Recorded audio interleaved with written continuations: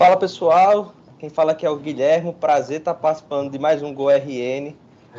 Esse evento aqui está de parabéns, estou vendo todo o ecossistema bem engajado e isso é muito importante, né? Eu acho que o GoRN, isso é um fato bem forte. Eita, pessoal, desculpa atrapalhar, mas aqui é ao vivo, né? Eu tô ouvindo o retorno aí do pessoal, se puder mutar, agradeço demais.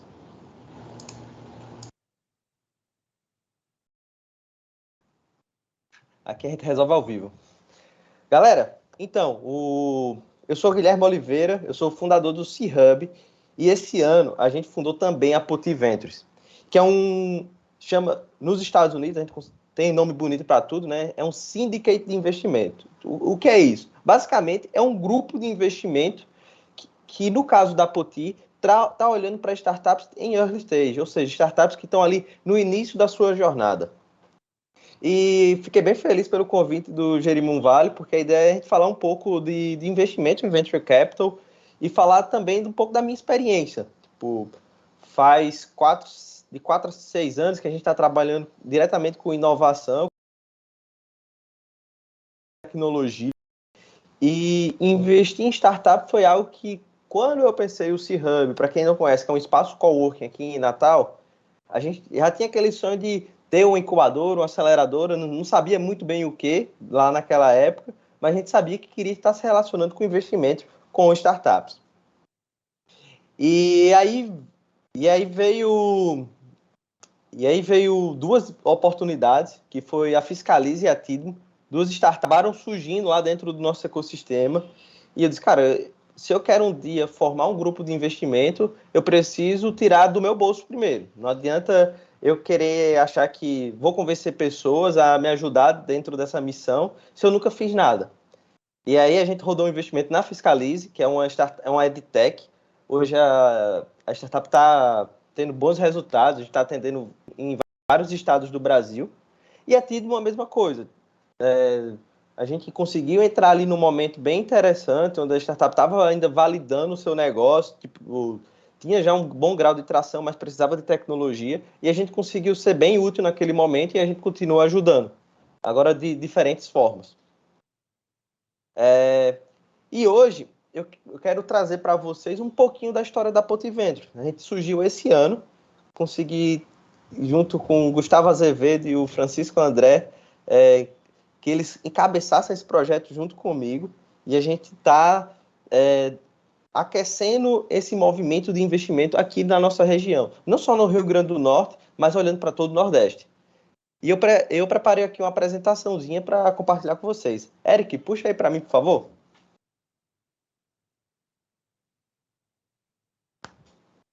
Então vamos lá, pessoal. Para começar aqui esse nosso papo, eu trouxe uma frase do Michael Porter. O Michael Porter ele é professor da Harvard Business School e ele diz um ponto que eu acredito demais. Inovação é a questão central da prosperidade econômica. E se a gente para pensar, se a gente não traz inovação para os nossos processos, para as nossas atividades econômicas, a gente não consegue ter ganhos. E a gente não consegue ali estar trazendo ganhos que, de fato, a gente muda ali a realidade daquele ecossistema, porque aquelas atividades econômicas elas não vão estar conseguindo criar valor suficiente para a gente poder estar impactando. E aqui eu trago para vocês um dado do nosso PIB versus o nosso crescimento populacional. Se a gente for analisar de 2011 até 2020, o nosso PIB ele cresceu 3,05%. E a nossa população 8,33%. Ou seja, o nosso país ele ficou mais pobre nesses últimos 10 anos. E isso é uma baita preocupação. Porque se a gente não estiver fazendo nada, as coisas só vão piorar. Imagina que você tem uma empresa, você gasta 10 anos da sua vida e aquela empresa, ela não evoluiu, você continua da mesma forma, tipo, você não conseguiu melhorar a sua qualidade de vida. Isso não é o objetivo de ninguém. Se a gente para pensar a nível de país, essa relação aqui que a gente traz é algo bem parecido. Então, a gente tem que pensar como é que a gente vai resolver esse problema da falta de construção de riqueza, porque a nossa população cresceu 8%, só que a gente só conseguiu trazer riqueza 3%, só conseguiu trazer 3% de riqueza. Então, tipo, tem aí um desequilíbrio. E a gente tem que tentar entender como é que a gente consegue resolver isso. Um outro dado que eu trago aqui para vocês é referente à nossa oferta de oportunidades dentro da economia. Hoje, 27% da força de trabalho do Rio Grande do Norte está no setor público. Esse dado é um dado da Fierne. E, assim, não que seja um problema você trabalhar no setor público, longe disso. Mas isso mostra um reflexo de falta de oportunidades e as nossos empreendedores, nossa mão de obra, ela tem que buscar o setor público porque é ali onde é que tem uma chance para ela, uma chance ali dela conseguir uma remuneração no final do mês. E se a gente compara esse dado com o dos Estados Unidos, ele é 45% menor. Então é quase a metade. Então, tipo, em torno de 15%, 14% da força de trabalho. E isso a gente tem que entender como mudar, né? Não adianta. Não que a gente quer acabar com o setor público, longe disso, ele é um setor extremamente importante, mas a gente quer entender como a gente cria oportunidades para esse número ele chegar perto de um país desenvolvido. Ainda falando de oportunidade, a gente tem esse dado que para mim ele é cruel. A cada 3 engenheiros formados, 2 tendem a não atuar na área. Como assim? Cara, a gente está formando engenheiro para trabalhar de Uber. Esse é um baita problema. A gente tem toda uma máquina de educação que melhorou muito nos últimos anos, com os institutos federais, com as universidades federais. A gente formou uma boa gama de engenheiros, porém o nosso mercado não está empregando essas pessoas. Às vezes eles acabam trabalhando em outras áreas, que isso não é um problema tão grande, mas o maior problema é quando esses profissionais eles estão trabalhando ali em atividades mais simples, que eles são super qualificados para estar desempenhando aquilo.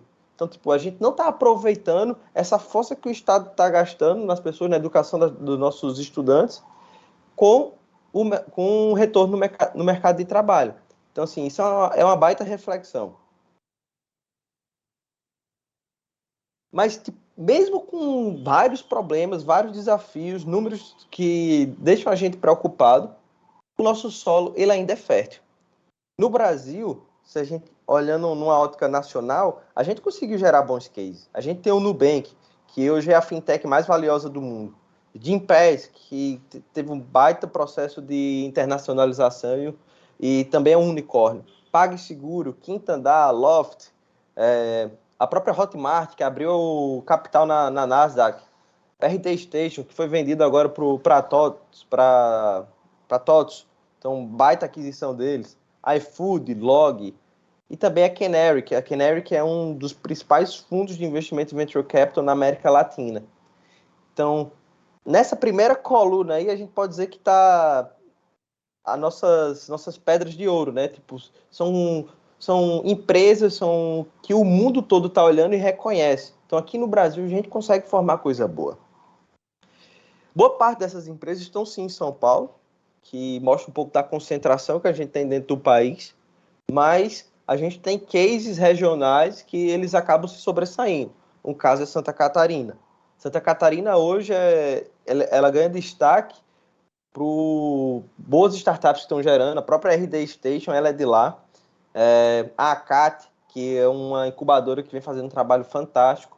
Uma incubadora não, desculpa pessoal. Um centro de inovação que é a Associação Catarinense de Empresas de Tecnologia. Então, lá dentro tem coworkings, tem aceleradoras, tem incubadoras corporates, como a Link Lab. A própria CERT, que é uma incubadora de Santa Catarina, que vem fazendo um trabalho há muito, muito tempo. E hoje o estado de Santa Catarina é uma referência nacionalmente. Então, qual é a reflexão que eu quero trazer aqui? Não precisa estar em São Paulo para ter inovação. Não é isso. Acho que no Brasil a gente já tem um case ali, mesmo que no Sudeste, que estão fazendo um bom trabalho. Se a gente sai ali do coração econômico do país, que é o Sul e Sudeste, e a gente olha para o Nordeste, nossa região, a gente tem o Pernambuco. O Pernambuco vem fazendo um trabalho lindo. O Porto Digital é uma das iniciativas mais interessantes que está observando e aprendendo com eles. Lá dentro do Porto, você vai ter o Instituto César, que é um núcleo de inovação tecnológica, onde Microsoft, Samsung estão desenvolvendo soluções. A própria Overdrive, que é uma aceleradora que conseguiu trazer grandes empresas para estar apoiando o projeto. E hoje é um dos veículos importantíssimos de investimento dentro do Pernambuco e do Nordeste como todo.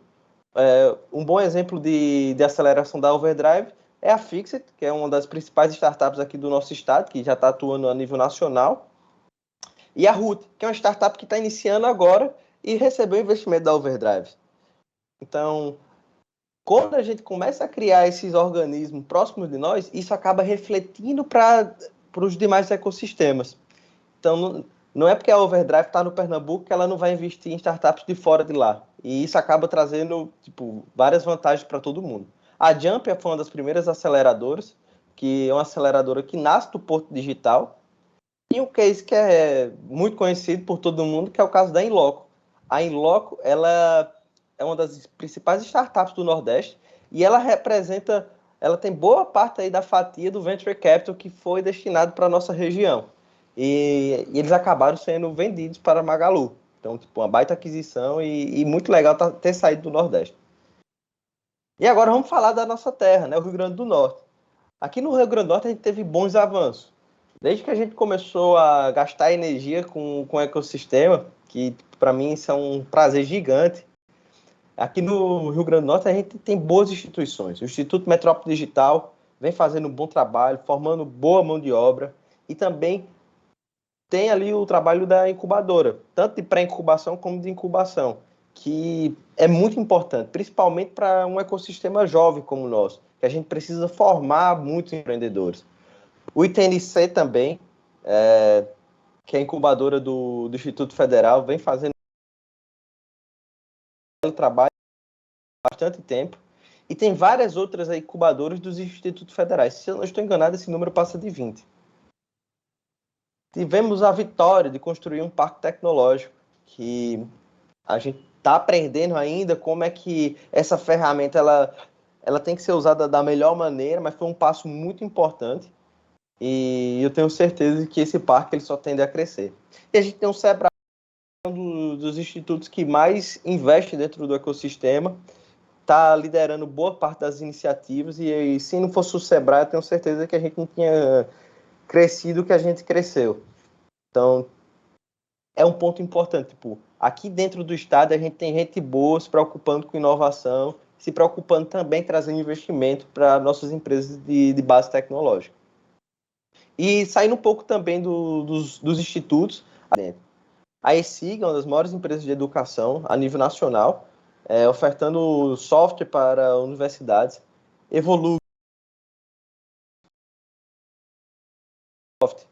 também na área da educação, como a ESIG, e tem mais de 100 pessoas trabalhando dentro da equipe e assim, atendendo, tem mais de 800 colégios na sua base. Então, baita empresa que também é do nosso estado. A Fixit, como eu falei, na área da saúde, e a Credere, que inclusive eles estão sediados lá no Cubo do Itaú e tem um baita time. O Fred Alecrim, que é um vendedor aqui ícone do nosso estado, é quem faz parte dessa bela equipe. Aqui são algumas fotos, tipo da ACAT, do Link Lab, são locais que de fato valem a pena quem tiver a oportunidade de visitar. Aqui é uma foto do Porto Digital e da SESI School. E, de fato, se você vai lá no Porto Digital, você vê um ambiente vivo, você vê laboratórios do Banco do Nordeste, todo dia tem algum tipo de iniciativa, e isso faz muito bem para qualquer cidade. Um pouco das últimas aquisições, né? Eu falei que a Resultados Digitais, a RD, foi vendida para a TOTS, a Inloco para a Magalu e a Colact para a Stone. Então, o que é que a gente acaba vendo aqui? A gente vê que essas corporates elas estão olhando para o mercado de startups. Então, isso para o Venture Capital é muito bom. Por quê? Porque quando tem aquisição, é quando os investidores anjos, aqueles investidores iniciais, eles vão ter uma oportunidade de rentabilizar aquele investimento. Então, quem investiu na Colac lá no início, o sonho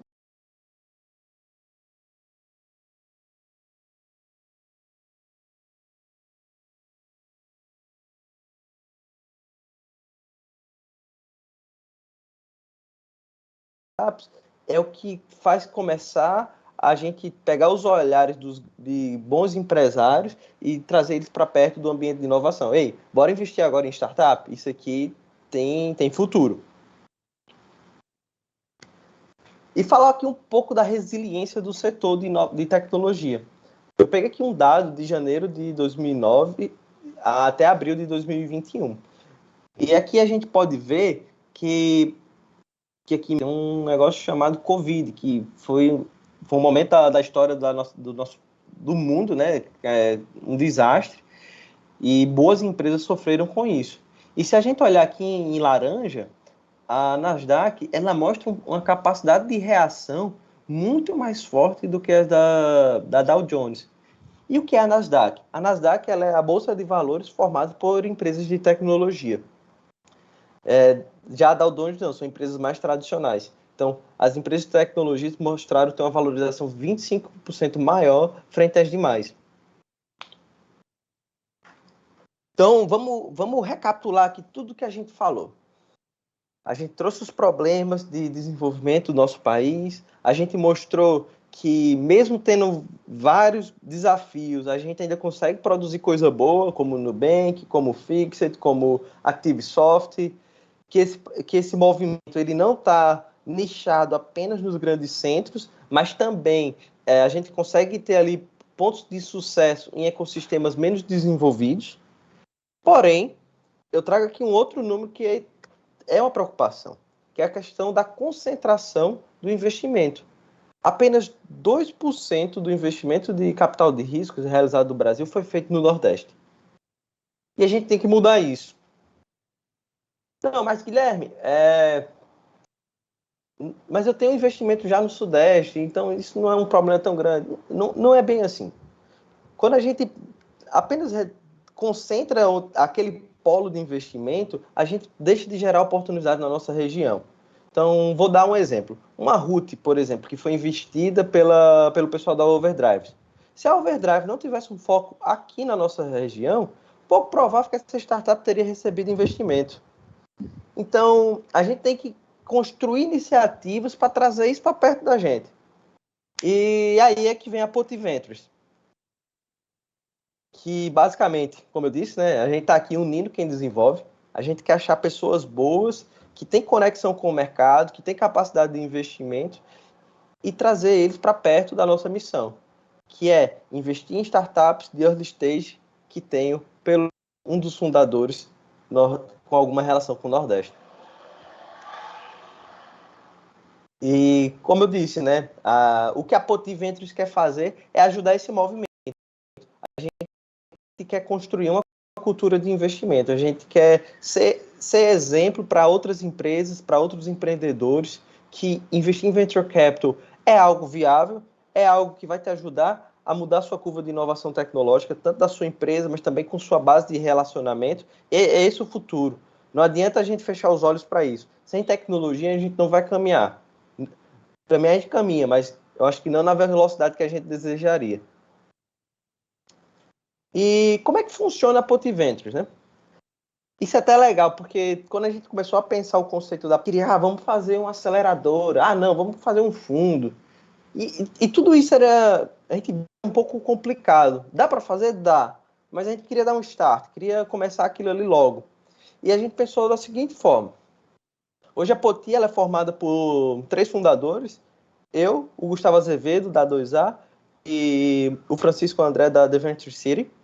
E, basicamente, a gente trouxe bons apoiadores para perto da gente e a gente criou um processo de seleção.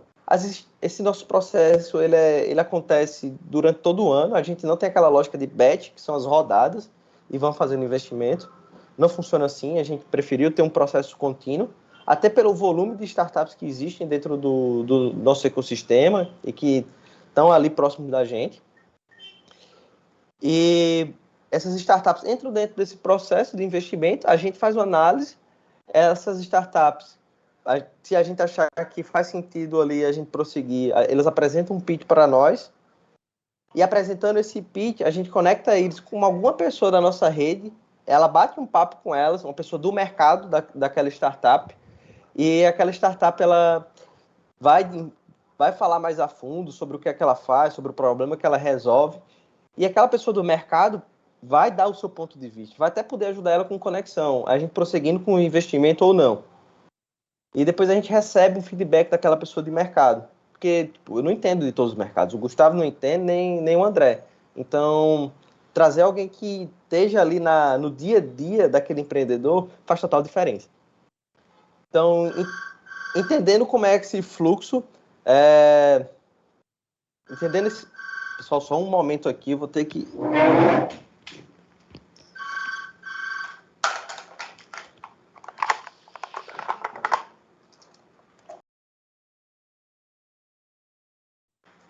Opa, pessoal, peço desculpa. Mas vamos lá, voltando. A startup voltando a gente recebendo um feedback positivo daquele mentor que bateu um papo com a startup, a gente tem um pitch day, onde aqueles empreendedores apresentam para o nosso grupo de apoiadores e aí a gente segue com investimento ou não. E como é que a gente atua? Não é só dinheiro. Isso foi uma preocupação que a gente teve desde o início. A gente está preocupado em trazer conexão, trazer mais do que investidores, que sejam mentores, pessoas que ali que consigam trazer soluções para o dia a dia daqueles empreendedores que estão geralmente é a sua primeira jornada, e também capital, né? A gente está investindo cheques de 150 a 300 mil reais em startups que estejam no estado. E são startups ali que já estão com o produto validado, já está fazendo algumas vendas e precisam ali validar algumas poucas hipóteses para passar para um próximo nível. E qual é a nossa tese de investimento? O produto tem que estar validado. A gente não investe em ideia. Isso é um ponto importante, até porque tipo, nossos apoiadores são empresários tradicionais e investem muito alto. Então, o empreendedor ele tem que trazer já um produto validado e já faturando alguma coisa ou com uma boa base de usuários. O mercado tem que ser de R$1 bilhão, no mínimo. Por quê? Porque caso não seja um mercado grande, o jogo do Venture Capital ele não faz sentido. Acaba que a gente não vai conseguir fazer aquela saída no final, o que aconteceu com aquelas empresas que a gente falou lá no início. Empresas em tração ou pré-tração, que é basicamente a questão do faturamento, quantidade de clientes, que tenha fit com os nossos investidores, isso é bem importante. Não adianta a gente só botar o dinheiro se a gente não consegue ajudar. Eu acho que o nosso recurso ele é potencializado com o nosso network. Então a gente acredita muito nisso.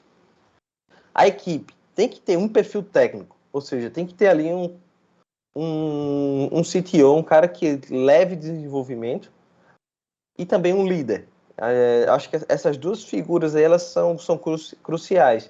E a parte do técnico, bastante para a gente, porque é um profissional difícil no mercado, então e também a gente está investindo em empresas de base tecnológica. Não adianta é a mesma coisa de eu querer investir numa empresa de engenharia e não ter um engenheiro lá. Então, tipo, acaba sendo um desafio. E o mais importante, né? Que tem uma relação expressiva com o Nordeste. Então, esse ponto para a gente ele acaba sendo bem importante, porque a gente, obviamente, quer ganhar dinheiro com isso, mas a gente quer ajudar a desenvolver a nossa região. Nosso processo de investimento, como eu já falei, né, basicamente a originação, análise, a gente envia para o comitê de associados, realiza o investimento, aí vem o contrato de mútuo, e depois vem o acompanhamento, com reportes mensais, a gente vai tendo reuniões, e lá na frente a gente trabalha uma saída, que isso também a Poti ajuda. A gente tem relação com fundos de venture capital e a gente tem que ajudar a startup nessas próximas rodadas. Esses aqui são os nossos fundadores, Francisco André, ele que é advogado, que não quer mais ser advogado e sim analista de investimento. Gustavo Azevedo, que é CFO da 2A Engenharia. E eu, como eu já me apresentei, sou o Guilherme do C-Hub, que é agora da Poti. Esses aqui são os nossos apoiadores. A gente agradece demais por esse pessoal ter topado ajudar a gente lá no início. Acho que é uma ideia arrojada para a nossa região. Mas a Arte C, a 2A Engenharia, a gente e o negócio toparam apoiar. E eu tenho certeza que a gente vai conseguir aí ter bons frutos de todo esse projeto. Pessoal, é isso. Foi massa bater esse papo com vocês a respeito de investimento. E assim, entre em contato comigo, fala com a Nuci Hub, a gente é super acessível, conecta a gente com boas startups, essa é a nossa missão, encontrar bons empreendedores. Então, se vocês puderem apresentar a gente para boas ideias, para bons projetos, eu vou agradecer demais. E eu espero que a gente consiga aí gerar bons resultados nos próximos anos.